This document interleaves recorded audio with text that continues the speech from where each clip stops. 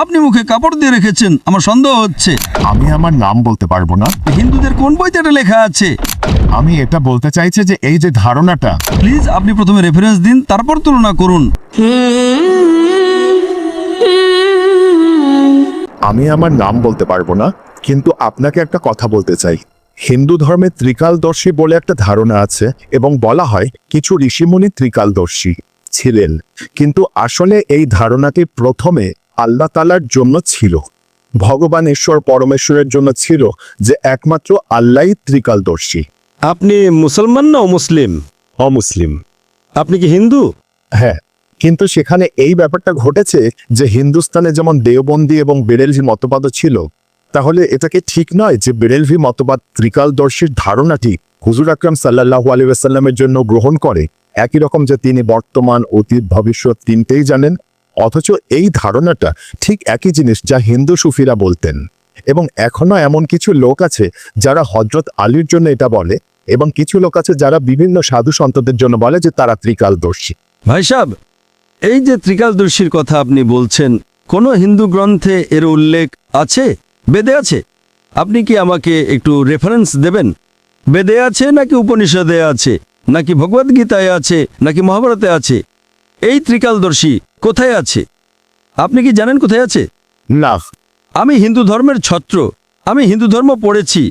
যা বেদে লেখা আছে তাকে বলে অবতার।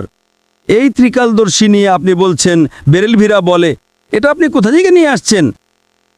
আপনি কোন বইতে এটা লেখা আছে বলছেন? হিন্দুদের কোন বইতে এটা লেখা আছে? আপনি কি নিজের মন থেকে বলছেন? আমি আমার মন থেকে বলছি। আপনার মন গড়া কথার সাথে আমার কোনো লেনদেন নেই। এখানে হিন্দু ধর্ম সম্পর্কে আপনি বইয়ের রেফারেন্স দিন। তাহলে হিন্দু ধর্ম বলবেন না, বলুন আমি মন থেকে বলছি। যখন হিন্দু ধর্মের রেফারেন্স দেবেন তখন প্রমাণ চাই। আমি ইসলাম নিয়ে বললে প্রমাণ পেশ করব, কোরআনের রেফারেন্স দেব, এই সূরা এই আয়াত নম্বর। হাদিস পেশ করলে কোন হাদিস থেকে সেটাও বলবো। আপনি আপনার মন থেকে কথা বলছেন। হতে পারে আপনি এমন কোনো হিন্দু বইতে পড়েছেন যার কোনো মূল্য নেই। আমার কথা শুনুন, হিন্দু ধর্মগ্রন্থের মধ্যে সবচেয়ে উঁচু গ্রন্থ হলো বেদ। বেদে কি লেখা আছে?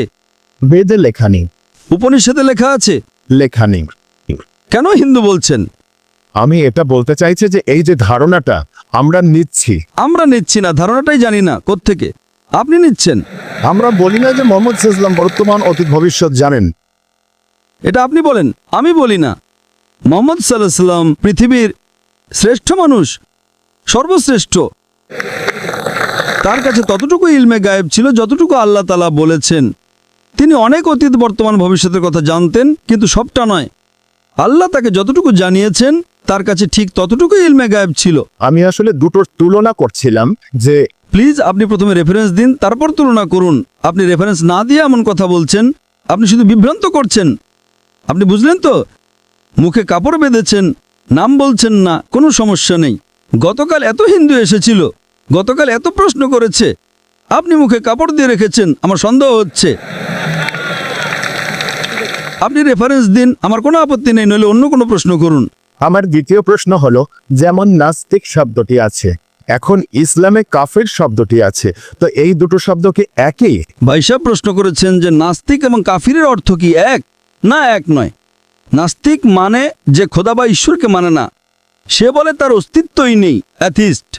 নাস্তিক মানে অ্যাথিস্ট, মানে সে বলে খোদার কোনো অস্তিত্বই নেই। কাফিরের অর্থ হলো যে কুফর করে, গোপন করে। কাফির শব্দটি আরবি শব্দ কুফর থেকে এসেছে, যার অর্থ গোপন করা, এবং ইসলামিক পরিভাষায় কাফির তাকে বলা হয় যে ইসলামের সত্যকে অস্বীকার করে। গোপন করা বা অস্বীকার করাকে কুফর বলে। যদি কেউ আল্লাহ সুবহানাহু ওয়া তাআলা বা আল্লাহর আদেশ নিষেধ না মানে এবং অস্বীকার করে, তাকে আমরা কাফির বলি। তো কাফির নাস্তিক হতেও পারে, নাও পারে। এই দুটো শব্দ আলাদা, কিন্তু নাস্তিক মানে যে খোদাকে মানে না। কাফির খোদাকে মানতে পারে, কিন্তু ভুল খোদাকেও মানতে পারে। ইংরেজিতে আপনি যাকে কাফির বলছেন তাকে অ্যাথিস্ট বলে, নাস্তিককে ইংরেজিতে অ্যাথিস্ট বলে।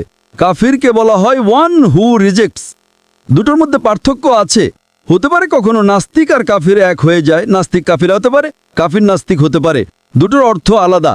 নাস্তিক মানে যে খোদার অস্তিত্বে বিশ্বাস করে না, কাফির হলো যে অস্বীকার করে। হতে পারে একজন মানুষ খোদাকে মানে কিন্তু সঠিক খোদাকে মানে না, সেও কাফির হতে পারে।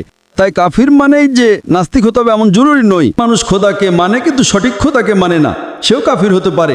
তাই কাফির মানেই যে নাস্তিক হতে হবে এমন জরুরি নয়। হতেও পারে নাও পারে। আশা করি উত্তরটা পেয়েছেন।